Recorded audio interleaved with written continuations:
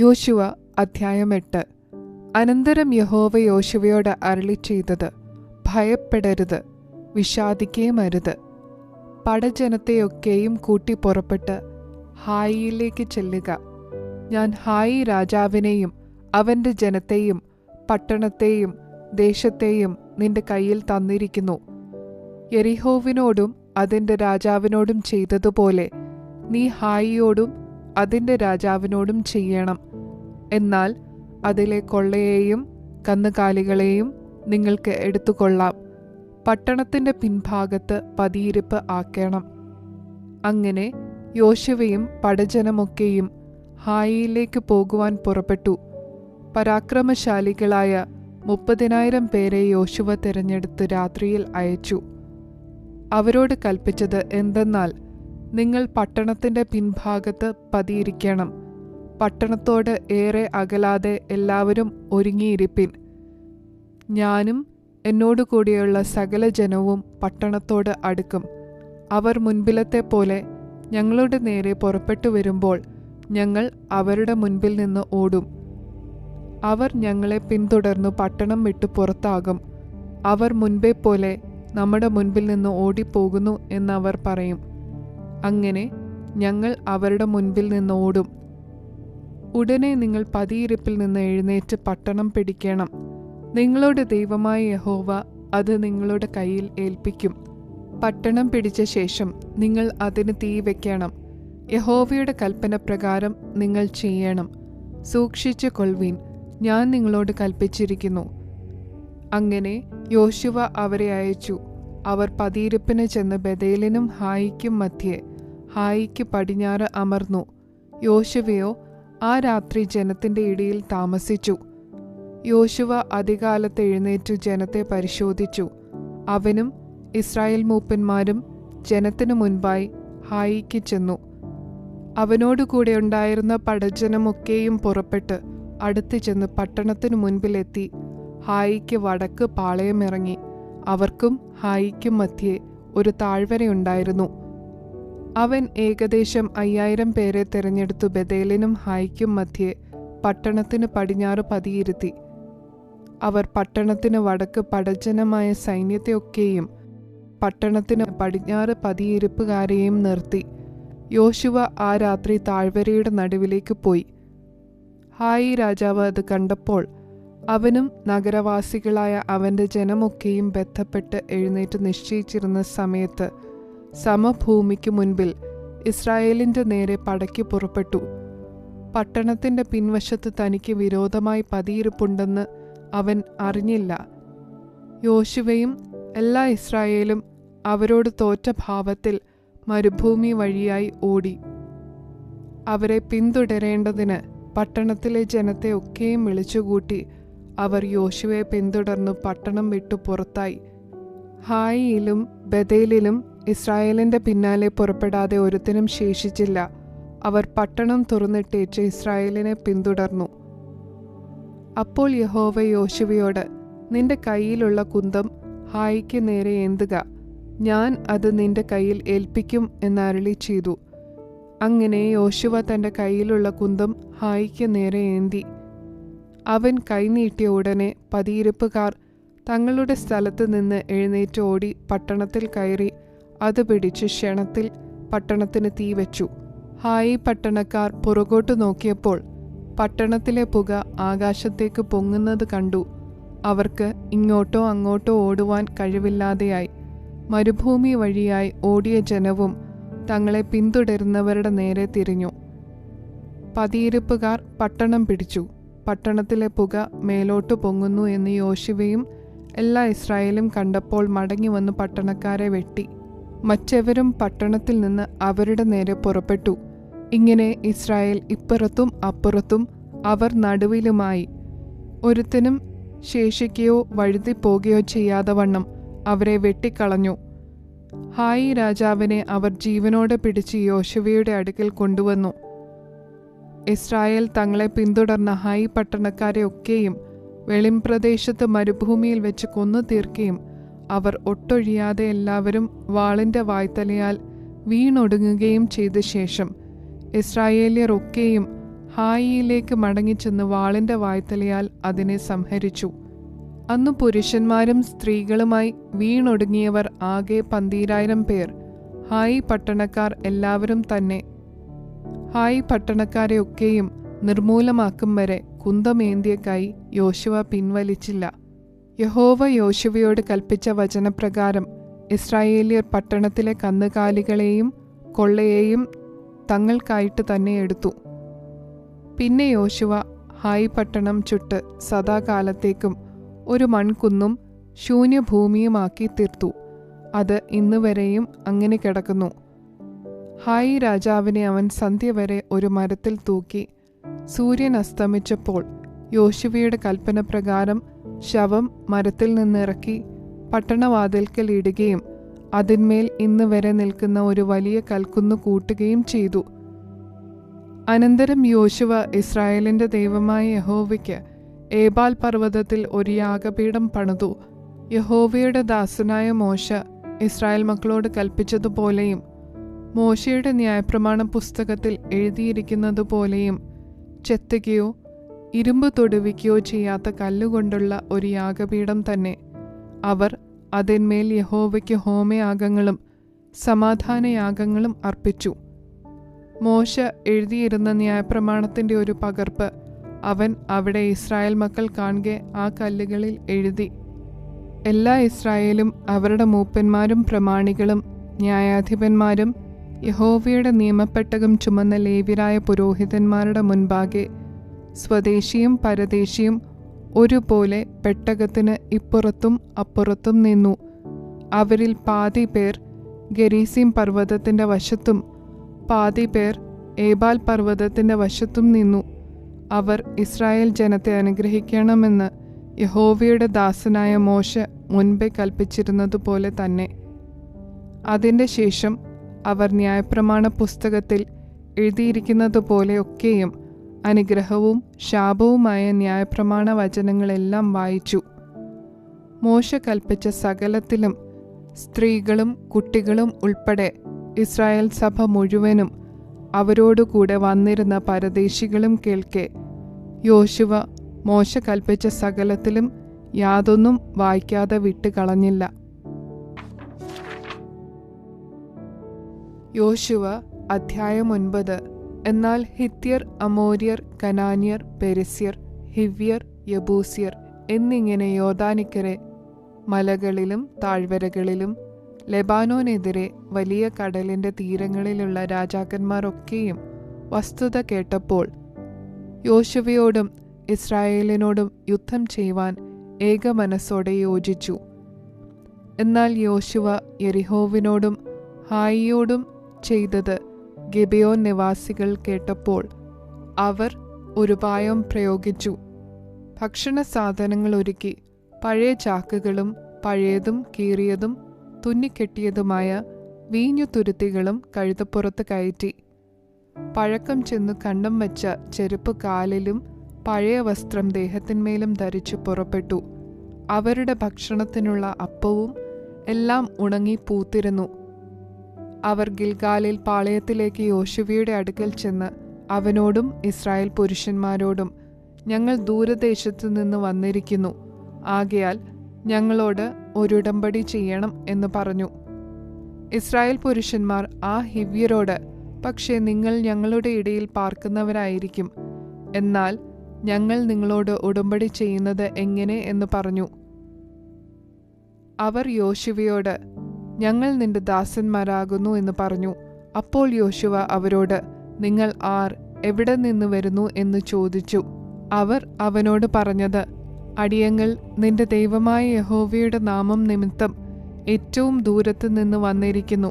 അവന്റെ കീർത്തിയും അവൻ മിസ്രയീമിൽ ചെയ്തതൊക്കെയും ഹെശ്ബോൻ രാജാവായ സീഹോൻ, അസ്താരോത്തിലെ ബാശാൻ രാജാവായ ഓഗ്, ഇങ്ങനെ യോർദാനക്കരെയുള്ള അമോര്യരുടെ 2 രാജാക്കന്മാരോടും അവൻ ചെയ്തതൊക്കെയും ഞങ്ങൾ കേട്ടിരിക്കുന്നു. അതുകൊണ്ട് ഞങ്ങളുടെ മൂപ്പന്മാരും ദേശനിവാസികളെല്ലാവരും ഞങ്ങളോട് വഴിക്ക് വേണ്ടുന്ന ഭക്ഷണ സാധനം എടുത്ത് അവരെ ചെന്നു കണ്ടു. ഞങ്ങൾ നിങ്ങളുടെ ദാസന്മാർ ആയിക്കൊള്ളാം എന്ന് അവരോട് പറയണമെന്ന് പറഞ്ഞു. ആകയാൽ നിങ്ങൾ ഞങ്ങളോട് ഉടമ്പടി ചെയ്യണം. ഞങ്ങൾ നിങ്ങളുടെ അടുക്കൽ വരുവാൻ പുറപ്പെട്ട നാളിൽ ഭക്ഷണത്തിനായിട്ട് ഈ അപ്പം ചൂടോടെ ഞങ്ങളുടെ വീടുകളിൽ നിന്ന് എടുത്തതാകുന്നു. ഇപ്പോൾ ഇതാ അത് ഉണങ്ങിപ്പൂത്തിരിക്കുന്നു. ഞങ്ങൾ വീഞ്ഞ് നിറച്ചു കൊണ്ടുപോന്ന ഈ തുരുത്തികൾ പുത്തനായിരുന്നു. ഇപ്പോൾ ഇതാ അവ കീറിയിരിക്കുന്നു. ഞങ്ങളുടെ ഈ വസ്ത്രവും ചെരുപ്പും അതിദീർഘയാത്രയാൽ പഴക്കമായും ഇരിക്കുന്നു. അപ്പോൾ ഇസ്രായേൽ പുരുഷന്മാർ യഹോവയോട് ചോദിക്കാതെ അവരുടെ ഭക്ഷണ സാധനം വാങ്ങി ആസ്വദിച്ചു. യോശുവ അവരോട് സഖ്യതയും അവരെ ജീവനോടെ രക്ഷിക്കുമെന്ന് ഉടമ്പടിയും ചെയ്തു. സഭയിലെ പ്രഭുക്കന്മാരും അവരോട് സത്യം ചെയ്തു. ഉടമ്പടി ചെയ്തിട്ട് 3 ദിവസം കഴിഞ്ഞ ശേഷം അവർ സമീപസ്ഥന്മാർ എന്നും തങ്ങളുടെ ഇടയിൽ പാർക്കുന്നവർ എന്നും അവർ കേട്ടു. ഇസ്രായേൽ മക്കൾ യാത്ര പുറപ്പെട്ടതിൻ്റെ 3-ാം ദിവസം അവരുടെ പട്ടണങ്ങളിൽ എത്തി. അവരുടെ പട്ടണങ്ങൾ ഗിബെയോൻ, കെഫീര, ബെരോത്ത്, കിര്യത്ത് യയാരീം എന്നിവ ആയിരുന്നു. സഭയിലെ പ്രഭുക്കന്മാർ ഇസ്രായേലിന്റെ ദൈവമായ യഹോവയെക്കൊണ്ട് അവരോട് സത്യം ചെയ്തിരിക്കയാൽ ഇസ്രായേൽ മക്കൾ അവരെ സംഹരിച്ചില്ല. എന്നാൽ സഭ മുഴുവനും പ്രഭുക്കന്മാരുടെ നേരെ പെറുപെറുത്തു. പ്രഭുക്കന്മാർ എല്ലാവരും സർവ്വസഭയോടും ഇസ്രായേലിന്റെ ദൈവമായ യഹോവയെക്കൊണ്ട് ഞങ്ങൾ അവരോട് സത്യം ചെയ്തിരിക്കയാൽ നമുക്ക് അവരെ തൊട്ടുകൂടാ. നാം അവരോട് ഇങ്ങനെ ചെയ്തു അവരെ ജീവനോടെ രക്ഷിക്കണം. അല്ലാഞ്ഞാൽ ചെയ്തുപോയ സത്യം നിമിത്തം കോപം നമ്മുടെ മേൽ വരും എന്ന് പറഞ്ഞു. അവർക്ക് വാക്കു കൊടുത്തതുപോലെ പ്രഭുക്കന്മാർ അവരോട്, ഇവർ ജീവനോടെ ഇരിക്കട്ടെ, എങ്കിലും അവർ സർവ്വസഭയ്ക്കും വിറക് കീറുന്നവരും വെള്ളം കോരുന്നവരും ആയിരിക്കണം എന്ന് പറഞ്ഞു. പിന്നെ യോശുവ അവരെ വിളിച്ച് അവരോട്, നിങ്ങൾ ഞങ്ങളുടെ ഇടയിൽ പാർത്തിരിക്കെ ബഹുദൂരസ്ഥന്മാർ എന്ന് പറഞ്ഞ് ഞങ്ങളെ വഞ്ചിച്ചത് എന്ത്? ആകയാൽ നിങ്ങൾ ശപിക്കപ്പെട്ടവർ. എൻ്റെ ദൈവത്തിൻ്റെ ആലയത്തിന് വേണ്ടി വിറക് കീറുന്നവരും വെള്ളം കോരുന്നവരുമായ അടിമകൾ നിങ്ങളിൽ ഒരിക്കലും ഇല്ലാതിരിക്കയില്ല എന്ന് പറഞ്ഞു. അവർ യോശുവയോട്, നിന്റെ ദൈവമായ യഹോവ തൻ്റെ ദാസനായ മോശയോട്, നിങ്ങൾക്ക് ഈ ദേശമെല്ലാം തരുമെന്നും നിങ്ങളുടെ മുൻപിൽ നിന്ന് ഈ ദേശനിവാസികളെയൊക്കെയും നശിപ്പിക്കുമെന്നും കൽപ്പിച്ച പ്രകാരം അടിയങ്ങൾക്ക് അറിവ് കിട്ടിയതിനാൽ നിങ്ങളുടെ നിമിത്തം ഞങ്ങളുടെ ജീവനെക്കുറിച്ച് ഞങ്ങൾ ഏറ്റവും ഭയപ്പെട്ടു ഈ കാര്യം ചെയ്തിരിക്കുന്നു. ഇപ്പോൾ ഇതാ ഞങ്ങൾ നിന്റെ കയ്യിലിരിക്കുന്നു. നിനക്ക് ഹിതവും യുക്തവുമായി തോന്നുന്നത് പോലെ ഞങ്ങളോട് ചെയ്തു കൊള്ളുക എന്നുത്തരം പറഞ്ഞു. അങ്ങനെ അവൻ അവരോട് ചെയ്തു. ഇസ്രായേൽ മക്കൾ അവരെ കൊല്ലാതെ വണ്ണം അവരുടെ കയ്യിൽ നിന്ന് അവരെ രക്ഷിച്ചു. അന്ന് യോശുവ അവരെ സഭയ്ക്കും യഹോവ തിരഞ്ഞെടുക്കുന്ന സ്ഥലത്ത് അവന്റെ യാഗപീഠത്തിനും വേണ്ടി വിറക് കീറുന്നവരും വെള്ളം കോരുന്നവരുമായി നിയമിച്ചു. അങ്ങനെ ഇന്നുവരെയും ഇരിക്കുന്നു.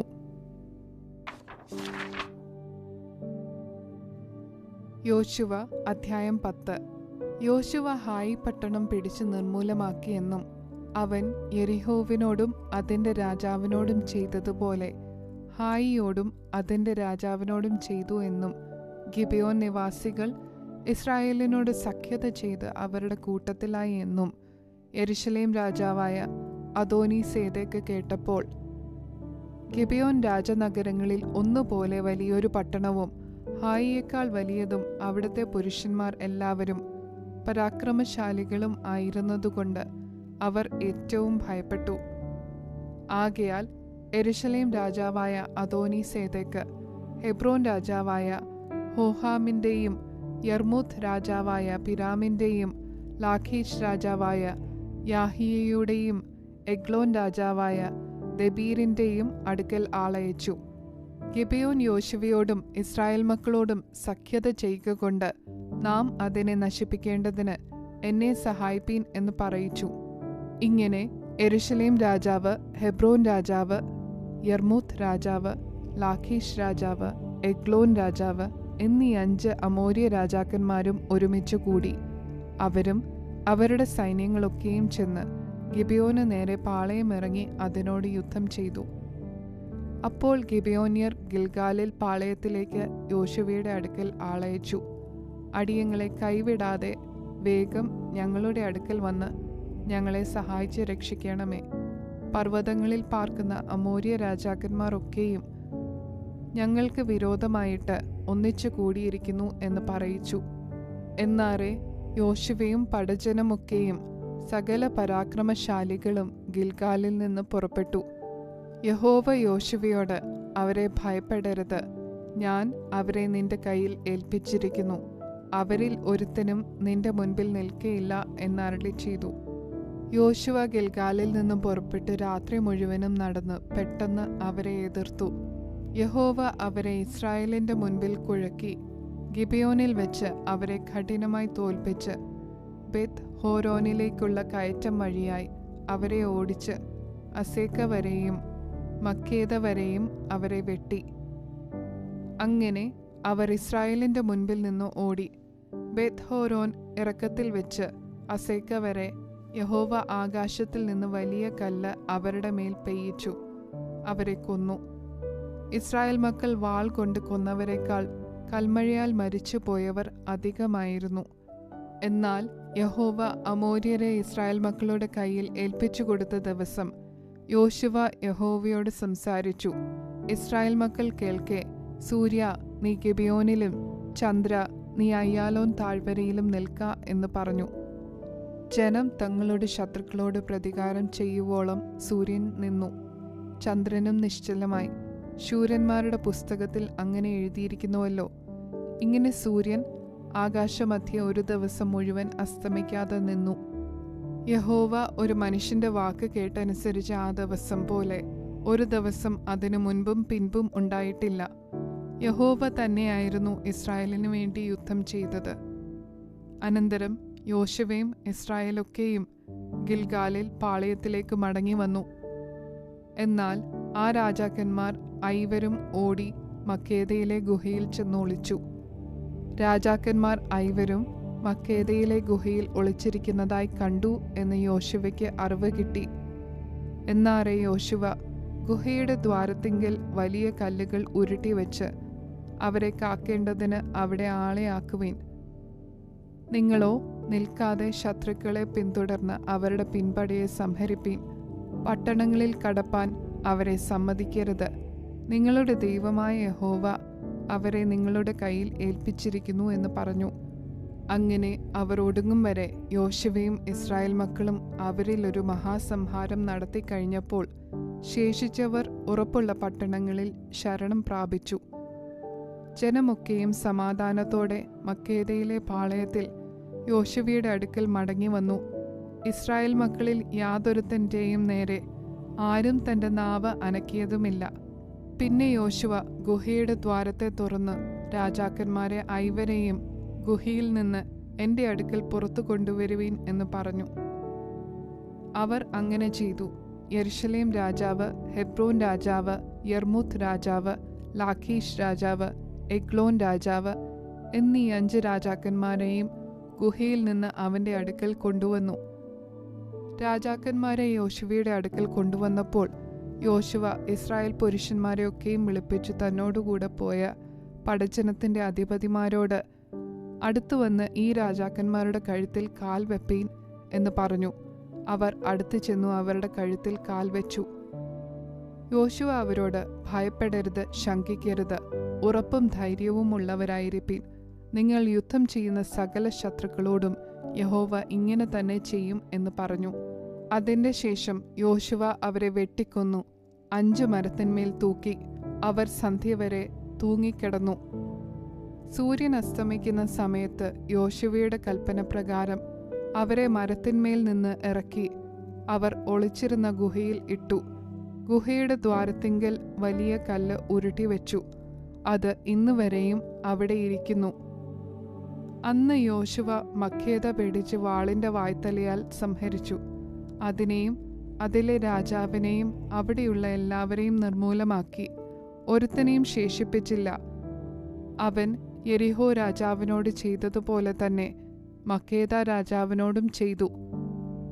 യോശുവയും അവനോടുകൂടെ ഇസ്രായേലൊക്കെയും മക്കേദയിൽ നിന്ന് ലിബ്നയ്ക്ക് ചെന്ന് ലിബ്നയോട് യുദ്ധം ചെയ്തു. യഹോവ അതിനെയും അതിലെ രാജാവിനെയും ഇസ്രായേലിൻ്റെ കയ്യിൽ ഏൽപ്പിച്ചു. അവർ അതിനെയും അതിലുള്ള എല്ലാവരെയും വാളിന്റെ വായ്ത്തലയാൽ സംഹരിച്ചു. അവിടെ ഒരുത്തനെയും ശേഷിപ്പിച്ചില്ല. യെരിഹോ രാജാവിനോട് ചെയ്തതുപോലെ അവർ അവിടുത്തെ രാജാവിനോടും ചെയ്തു. യോശുവയും അവനോടുകൂടെ ഇസ്രായേലൊക്കെയും ലിബ്നയിൽ നിന്ന് ലാഖീഷിന് ചെന്ന് അതിൻ്റെ നേരെ പാളയമിറങ്ങി അതിനോട് യുദ്ധം ചെയ്തു. യഹോവ ലാഖീഷിനെ ഇസ്രായേലിന്റെ കയ്യിൽ ഏൽപ്പിച്ചു. അവർ അതിനെ 2-ാം ദിവസം പിടിച്ചു. ലിബ്നയോട് ചെയ്തതുപോലെയൊക്കെയും അതിനെയും അതിലുള്ള എല്ലാവരെയും വാളിന്റെ വായ്ത്തലയാൽ സംഹരിച്ചു. അപ്പോൾ ഗേസർ രാജാവായ ഹോരാം ലാഖീഷിനെ സഹായിപ്പാൻ വന്നു. എന്നാൽ യോശുവ അവനെയും അവന്റെ ജനത്തെയും ആരും ശേഷിക്കാതെ വണ്ണം സംഹരിച്ചു. യോശുവയും ഇസ്രായേലൊക്കെയും ലാഖീഷിൽ നിന്ന് എഗ്ലോന് ചെന്ന് അതിൻ്റെ നേരെ പാളയമിറങ്ങി അതിനോട് യുദ്ധം ചെയ്തു. അവർ അന്ന് തന്നെ അതിനെ പിടിച്ചു വാളിന്റെ വായ്ത്തലയാൽ സംഹരിച്ചു. ലാഖീഷിനോട് ചെയ്തതുപോലെയൊക്കെയും അവൻ അതിലുള്ള എല്ലാവരെയും അന്ന് നിർമൂലമാക്കി. യോശുവയും ഇസ്രായേലൊക്കെയും എഗ്ലോനിൽ നിന്ന് ഹെബ്രോന് ചെന്നു അതിൻ്റെ നേരെ യുദ്ധം ചെയ്തു. അവർ അതിനെ പിടിച്ച് വാളിന്റെ വായ്ത്തലയാൽ അതിനെയും അതിലെ രാജാവിനെയും അതിൻ്റെ എല്ലാ പട്ടണങ്ങളെയും അതിലുള്ള എല്ലാവരെയും സംഹരിച്ചു. അവൻ എഗ്ലോനോട് ചെയ്തതുപോലെയൊക്കെയും അതിനെയും അതിലുള്ള സകല മനുഷ്യരെയും ആരും ശേഷിക്കാതെ വണ്ണം നിർമൂലമാക്കി. പിന്നെ യോശുവയും എല്ലാ ഇസ്രായേലും തിരിഞ്ഞ് ദബീരിന് ചെന്ന് അതിൻ്റെ നേരെ യുദ്ധം ചെയ്തു. അവൻ അതിനെയും അതിലെ രാജാവിനെയും അതിൻ്റെ എല്ലാ പട്ടണങ്ങളെയും പിടിച്ച് വാളിന്റെ വായ്ത്തലയാൽ സംഹരിച്ചു. അതിലുള്ള എല്ലാവരെയും ആരും ശേഷിക്കാതെ വണ്ണം നിർമൂലമാക്കി. അവൻ ഹെബ്രോനോട് ചെയ്തതുപോലെയും ലിബ്നയോടും അതിലെ രാജാവിനോടും ചെയ്തതുപോലെയും ദബീറിനോടും അതിലെ രാജാവിനോടും ചെയ്തു. ഇങ്ങനെ യോശുവ മലനാട്, തെക്കേദേശം, താഴ്വീതി, മലഞ്ചെരിവുകൾ എന്നിങ്ങനെയുള്ള ദേശമൊക്കെയും അവിടങ്ങളിലുള്ള സകല രാജാക്കന്മാരെയും ജയിച്ചടക്കി. ഇസ്രായേലിന്റെ ദൈവമായ യഹോവ കൽപ്പിച്ചതുപോലെ അവൻ ഒരുത്തനെയും ശേഷിപ്പിക്കാതെ സകല ജീവികളെയും നിർമൂലമാക്കി. യോശുവ കാദേശ് ബർന്നയ മുതൽ ഗസ വരെയും ഗിബെയോൻ വരെയും ഗോശൻ ദേശമൊക്കെയും ജയിച്ചടക്കി. ഈ രാജാക്കന്മാരെയൊക്കെയും അവരുടെ ദേശത്തെയും യോശുവ ഒരേ സമയത്ത് പിടിച്ചു. ഇസ്രായേലിന്റെ ദൈവമായ യഹോവയായിരുന്നു ഇസ്രായേലിനു വേണ്ടി യുദ്ധം ചെയ്തത്. പിന്നെ യോശുവയും എല്ലാ ഇസ്രായേലും ഗിൽഗാലിൽ പാളയത്തിലേക്ക് മടങ്ങിപ്പോന്നു.